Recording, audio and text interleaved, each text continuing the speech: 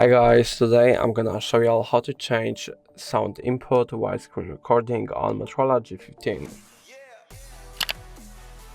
Firstly, double pull from the top of the screen to the bottom and search for the screen record icon. For me it is located right here. It may vary on your device obviously. After you found it, just go ahead and press it, and here you can choose where you would like to record the audio from. It can be your device, your microphone, or both of them, or none of them, so the video is going to be mute. And after you've chose where you would like to record your audio from, you can just go ahead and start the recording.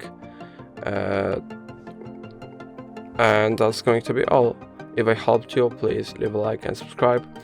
And if you have any more questions, let us know in the comments.